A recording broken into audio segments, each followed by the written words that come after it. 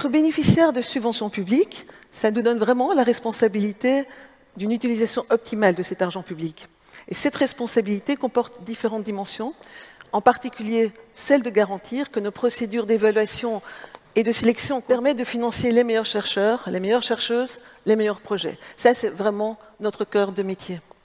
Et pour moi, ce sera l'occasion ce soir de souligner des décisions importantes prises à cet égard par le conseil d'administration du FNRS, avec la préoccupation d'améliorer l'efficacité, l'impartialité, la pertinence des procédures en question. Un premier exemple, c'est la déclaration d'Aura qui a été signée par le FNRS, et donc cela consiste en un ensemble de recommandations qui sont relatives aux bonnes pratiques en matière d'évaluation, et en particulier ne pas accorder trop de poids au nom d'une revue, à son impact factor, à sa réputation, parce que ce n'est en rien quelque chose qui présage forcément de l'impact réel et de la qualité d'un article individuel dans cette revue, ni de la qualité de la recherche. Pratiquement, depuis l'année dernière, tous les candidats et candidates à un mandat postdoctoral sont invités à communiquer au FNRS les textes entiers de 5 publications les plus représentatives de leur carrière pour que les membres des commissions scientifiques et les experts à distance puissent en prendre connaissance et donc s'inscrivant ainsi dans cette déclaration de Dora. On a également signé l'accord sur la réforme du système d'évaluation qui a été lancé par la Commission européenne il y a 1 an.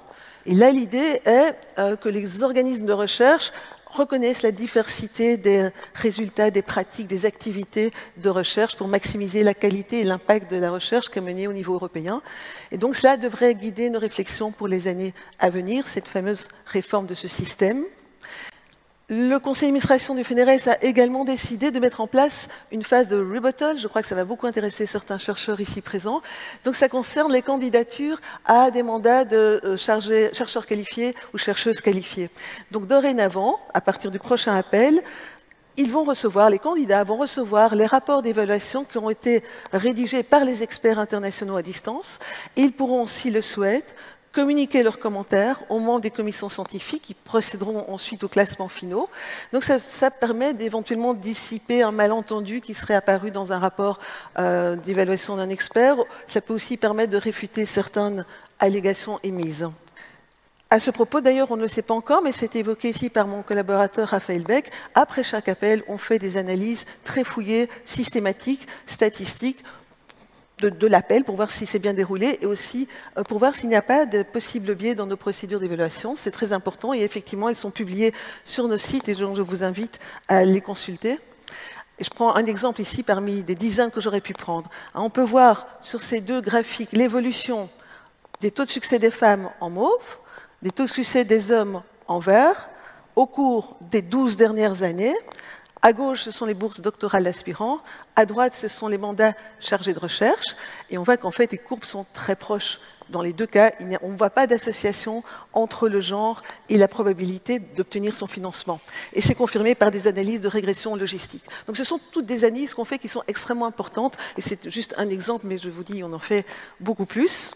Alors évidemment, je ne pourrais pas clore le chapitre de l'évaluation sans évoquer les modifications qui ont été décidées par le conseil d'administration il y a 1 an.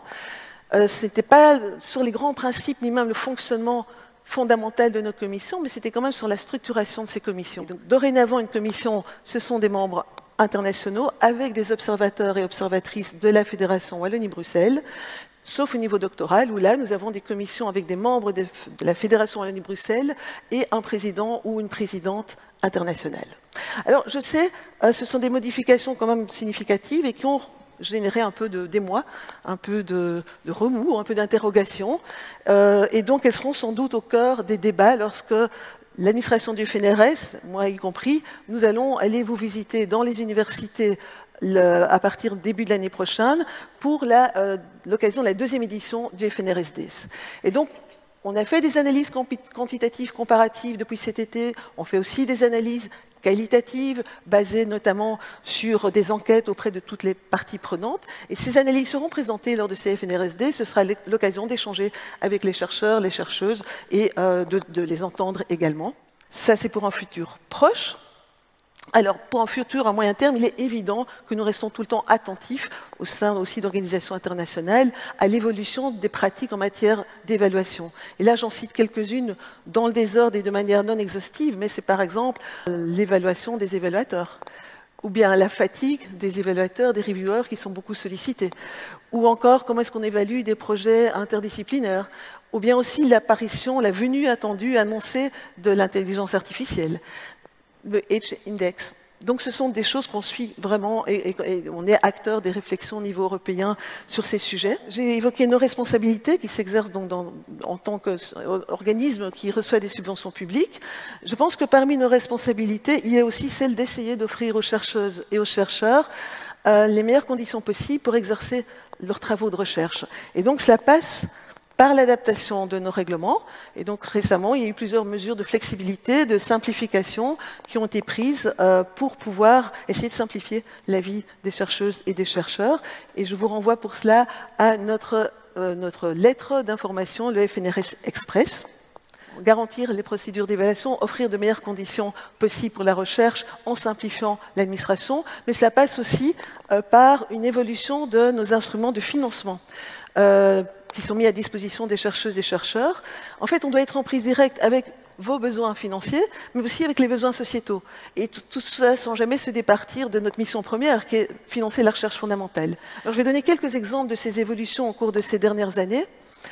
L'initiative WIV, qui permet le financement de projets bi- ou trilatéraux qui associent des chercheuses et chercheurs de la Fédération Wallonie-Bruxelles et ceux et celles d'agences partenaires. Nous avons 4 agences partenaires et nous espérons élargir ces partenariats. Un développement important de la recherche fondamentale, c'est celui de la recherche fondamentale stratégique avec la création du WELRI, le Rail Research Institute, et c'est le soutien finalement qu'il accorde grâce à des subventions nouvelles de la région wallonne à la recherche stratégique, pour valoriser vraiment des innovations de rupture avec un impact, soit dans le domaine des sciences de la santé et de la vie, et ça, ce sont les programmes WellBio qui sont financés à hauteur de 15 millions d'euros par an, soit dans le domaine de technologies pour une transition durable, et ça, ce sont les nouveaux programmes WellT qui sont financés aujourd'hui à hauteur de 7 millions d'euros par an. Et donc, nous organisons la sélection des programmes de recherche, la gestion financière, la gestion administrative, etc., via un de nos fonds associés spécialisés, qui est le FRFS, le Fonds pour la recherche fondamentale stratégique. Dans le même esprit, je crois que c'est aussi important, le FNRS a créé récemment un programme pilote, WellChange, pour financer des programmes de recherche, des projets de recherche avec des intérêts sociétaux et portés par un promoteur ou une promotrice qui relève principalement du secteur des sciences humaines et sociales. Et donc là, l'objectif, c'est essayer d'encourager le développement de projets sur des thématiques sociétales, par exemple les grandes transitions, évidemment, mais aussi peut-être l'émergence d'approches interdisciplinaires. Et puis aussi, on a créé sur base d'instruments de financement privé, et on a une série de mécènes qui sont présents d'ailleurs pour les remises de prix, des différents instruments qui sont, par exemple, les PDR-TEMA, les crédits spéciaux de fonctionnement, les ODHS Medical Grant, et on va en parler un peu plus tard. Alors, il y a encore d'autres dimensions qui se retrouvent dans le périmètre de nos responsabilités en tant que fondation. Donc, je pense par exemple au genre, à l'état du genre. On a adopté au niveau du conseil d'administration un plan genre en avril de l'année dernière de mémoire. Je pense également, c'était cité dans notre observatoire de la recherche et des carrières scientifiques qui était établi en 2018. Sa mission, c'est vraiment de suivre les carrières des chercheurs et des chercheuses à partir d'enquêtes, de croisements de données. Et en fait, c'est assez intéressant de voir que notre observatoire, qui a maintenant 5 ans finalement, a été cité dans un rapport récent de l'OCDE sur la promotion des parcours professionnels des chercheurs comme un exemple d'initiative en matière de promotion des différentes options de carrière. Donc on était assez contents de voir cela. Et puis ça m'amène évidemment à mon dernier point, parce qu'il y a encore beaucoup de gens qui doivent venir sur scène et vous entendrez des tas de témoignages et des débats de chercheurs. Mais le dernier point, c'est évidemment pas le moindre, vous ne serez pas étonnés que je vais parler un petit peu de financement, mais très gentiment, je remercie la ministre Françoise Berthiaud et le secrétaire d'État Thomas Dermine d'être présents. Donc, quand on parle de financement, il faut être encore un peu plus sérieux. Il ne s'agit pas d'ignorer les difficultés budgétaires de nos gouvernements, des différents gouvernements. Et je crois qu'il ne s'agit pas non plus de nier que des efforts ont été faits à intervalles réguliers.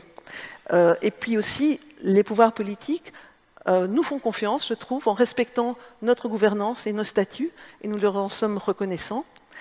Mais la difficulté est que les efforts qui sont consentis ne permettent pas de compenser complètement l'accroissement des candidatures qui ont été aussi évoquées dans la vidéo. C'est qu'on a trop de dossiers de candidats qui reçoivent une note A, excellent, et qu'on ne peut pas financer pour raison de faute de ressources suffisantes. Et donc, par exemple, en juin dernier, on a sélectionné les nouveaux mandats de chargés de recherche. On a octroyé 100% des candidats qui avaient eu un A+, ça représentait 59 personnes.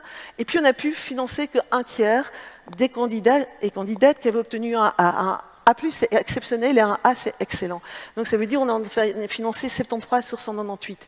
Et donc, quelque part, là, il y a une sorte de perte pour le développement scientifique et aussi une perte pour le développement d'un territoire et d'une communauté. On est conscient que financer tout ce qui devrait être financé n'est pas possible aujourd'hui, ne sera pas possible dans les années à venir, mais on pense aussi que c'est notre responsabilité d'éclairer les décisions politiques et d'indiquer ce qui, pour nous qui sommes au cœur de la recherche, du financement de la recherche en Fédération Wallonie-Bruxelles, indiquer ce qui, pour nous, doit absolument être soutenu. Et c'est dans cet esprit, en fait, que nous allons publier dans les jours qui viennent notre nouveau plan stratégique pour la nouvelle législature. Donc ce plan est intitulé phare 100. Il propose des priorités, des initiatives au service du développement scientifique en région wallonne, en Fédération Wallonie-Bruxelles et à Bruxelles, évidemment. Évidemment, il faudrait pouvoir disposer de financement adéquat. Et donc, c'est pourquoi, en fait, nous appelons nos instances subsidiantes à nous aider et à nous soutenir dans la concrétisation de cette ambition.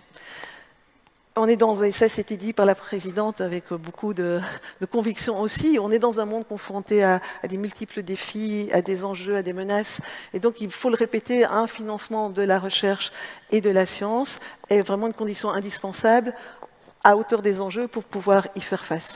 Pour terminer, je voudrais souhaiter le meilleur à tous nos chercheuses, à tous nos chercheurs. Le meilleur pour l'avenir, on leur a toujours fait confiance et ils contribuent vraiment, ils et elles, pardon, contribuent grandement à la réputation à l'international de la recherche scientifique qui est faite en Fédération Wallonie-Bruxelles. Et je voudrais aussi, parce qu'on oublie toujours, mais vous les avez vus, je suis très contente sur l'écran, je voudrais remercier tous mes collaborateurs et mes collaboratrices, la plupart sont présents ce soir, parce qu'ils font un travail impressionnant, de grande qualité, et ils sont très engagés dans ce travail. Donc merci à tous, et je vous souhaite une excellente soirée.